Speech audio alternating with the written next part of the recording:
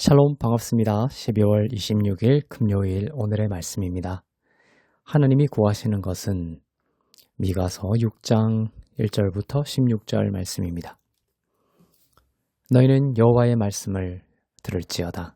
너는 일어나서 산을 향하여 변론하여 작은 산들이 내 목소리를 듣게 하라 하셨나니 너희 산들과 땅의 견고한 지대들아 너희는 여호와의 변론을 들으라. 여호와께서 자기 백성과 변론하시며 이스라엘과 변론하실 것이라.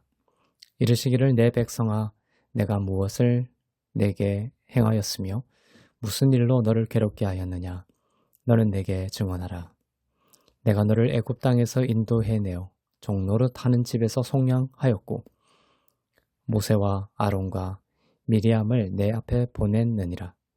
내 백성아 너는 모압 왕 발락이 꾀한 것과 부올의 아들 발람이 그에게 대답한 것을 기억하며 시팀에서부터 길갈까지의 일을 기억하라.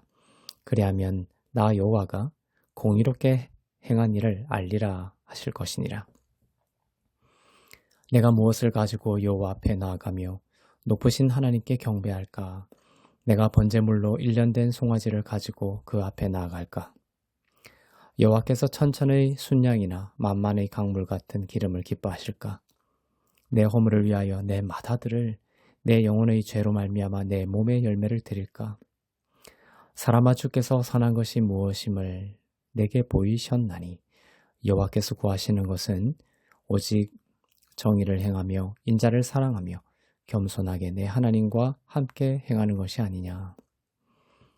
여호와께서 성읍을 향하여 외쳐 부르시나니 지혜는 주의 이름을 경외함이니라. 너희는 내가 예비되었나니 그것을 정하신 이가 누구인지 들을지니라. 악인의 집에 아직도 불의한 재물이 있느냐? 축소시킨 가증한 에바가 있느냐?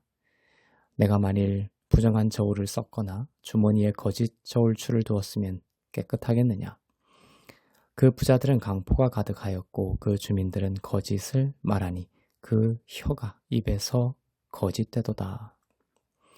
그러므로 나도 너를 쳐서 병들게 하였으며 내 죄로 말미암아 너를 황폐하게 하였나니 내가 먹어도 배부르지 못하고 항상 속이 빌 것이며 내가 감추어도 보존되지 못하겠고 보존된 것은 내가 칼에 붙일 것이며 내가 씨를 뿌려도 추수하지 못할 것이며 감람 열매를 밟아도 기름을 내 몸에 바르지 못할 것이며 포도를 밟아도 술을 마시지 못하리라.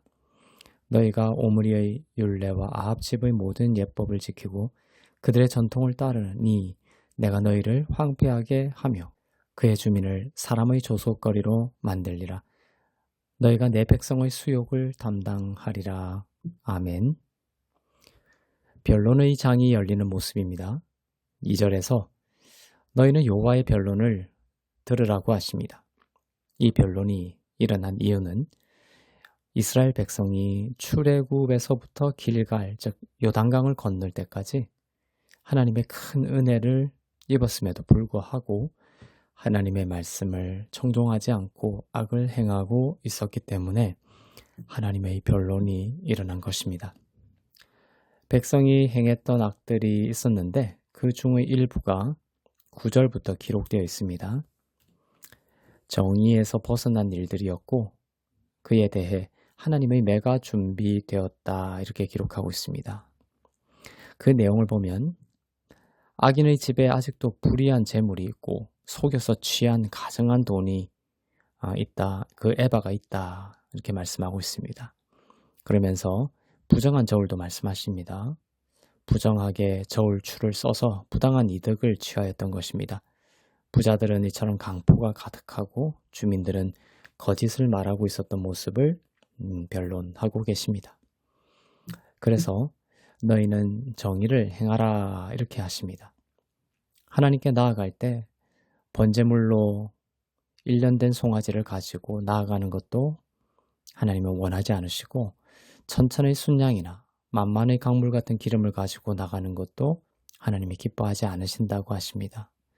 사람의 허물을 위해 맏아들을 내 영혼의 죄로 말미암아 내 몸의 열매를 드릴까 이렇게 내어놓으려고 하지만 그것도 기뻐하지 않으신다고 합니다.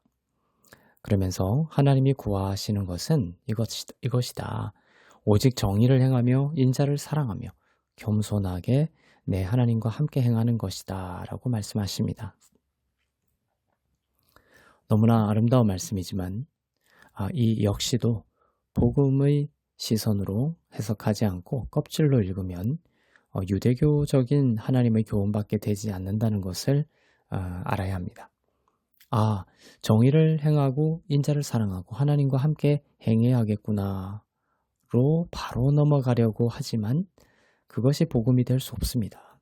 왜냐하면 이 표면적인 명령 속에는 숨겨진 예수 그리스도의 복음이 있는데 그것을 통과하지 않고 8절을 껍질 그대로 적용하고자 하면 예수 그리스도의 필연성은 삭제되고 새 생명으로 인해 작동되어야 하는 복음의 역사는 묻혀버리고 말기 때문입니다. 바로 넘어가면 도리어 정의의 탈을 쓴 괴물이 될 수 있습니다. 성령을 의지하여 이 말씀들을 복음의 시선으로 가만히 묵상하면 그 안에 숨겨 전하고 계신 예수 그리스도의 복음이 보석처럼 반짝거리고 있음을 알 수 있습니다. 복음의 정의란 무엇일까요? 하나님이 구하시는 복음적 정의는 무엇일까요?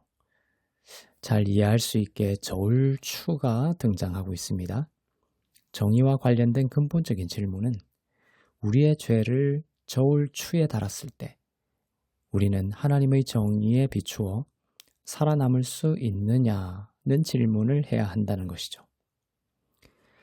사람의 죄를 저울에 달면 그쪽으로 기울어 버리고 말 것입니다.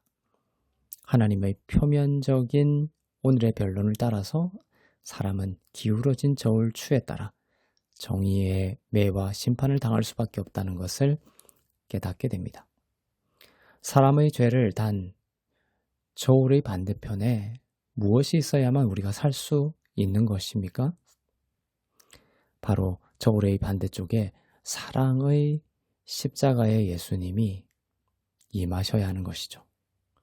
그것이 저울의 반대편에 임하심으로 인해 그쪽으로 저울은 기울고 우리는 살아나게 된 것입니다. 이것이 복음적인 정의의 핵심입니다.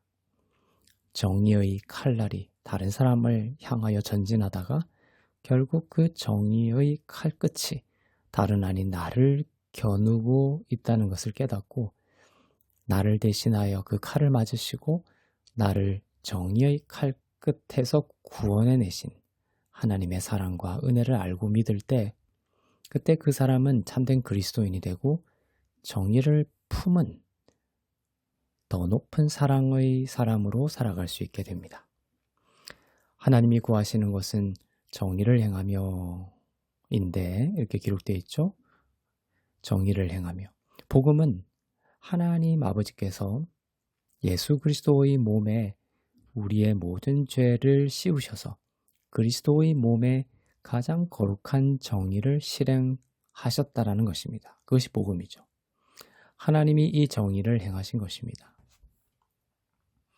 이것이 없었다면 성경은 기록될 필요도 없었고 예수님도 오실 이유가 없으셨습니다.